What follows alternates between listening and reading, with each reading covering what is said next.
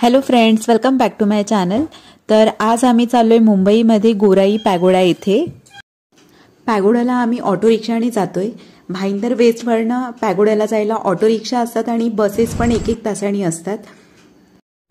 बोरिवली वेस्टवरून पण तुम्ही इथे येऊ शकता पॅगोडाला। आता आम्ही पॅगोडाला पोहोचलेलो आहोत, तर तुम्ही बघू शकता आम्ही इथे पोहोचलोय। ते लांबूनच खूप छान दिसतंय। तर चला बघूया आतमध्ये कसं आहे ते। तर चला आता एंट्रन्स गेटच्या आतमध्ये आम्ही आलोय। तर हे जे आहे हे ग्लोबल विपश्यना पॅगोडा आहे। तुम्ही बघू शकता इथे सगळीकडे एकसारखाच कलर दिलेला आहे, गोल्डन कलर। कुठेही असा वेगळा कलर नाहीये, सगळीकडे छान असा एकसारखा कलर आहे गोल्डन।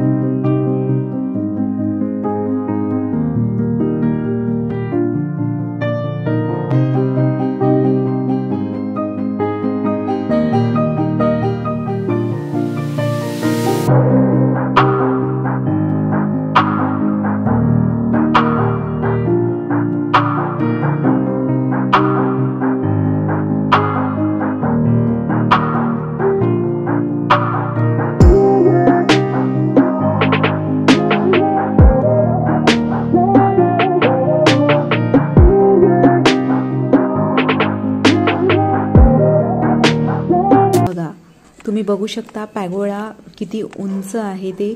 तर याची उंची आहे 99 मीटर, म्हणजेच 30 मजली बिल्डिंग इतकी आहे। तुम्ही बघू शकता आजूबाजूचा जो परिसर आहे खूप सुंदर आणि छान आहे। आणि हा जो पॅगोडाचा डोम आहे यालाच घुमट असं म्हणतात। हे 280 फूट व्यासाचा आहे आणि हा जगातील सर्वात मोठा डोम आहे। इथे कुठल्याही प्रकारच्या लोखंडाचा वापर न करता उभारण्यात आलेला हा डोम आहे। आणि डोमच्या बांधणीसाठी इथे 25 लाख टन बेसॉल्ट आणि जोधपुरी लाल दगडाचा वापर करण्यात आलेला आहे। आणि त्याच्या जोडणीसाठी इंटरलॉकिंग पद्धतीचा वापर करण्यात आलेला आहे। आणि इथे एकेका दगडाचे वजन 600 ते 700 किलो आहे।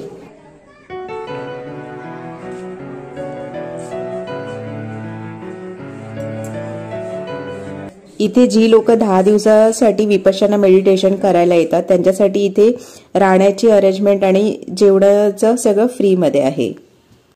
आणि एक सांगायचं म्हणजे तर गोराईचा हा पॅगोडा जो आहे हा केवळ मुंबईतच नाही तर जागतिक आश्चर्याचा एक नमुना आहे। कारण हा दगडांपासून बांधण्यात आलेला आहे आणि जगातील सर्वात मोठा पॅगोडा आहे। आणि हा जो डोम बांधताना इथे कुठल्याही प्रकारच्या खांबाचा किंवा लोखंडाचा वापर करण्यात आलेला नाही।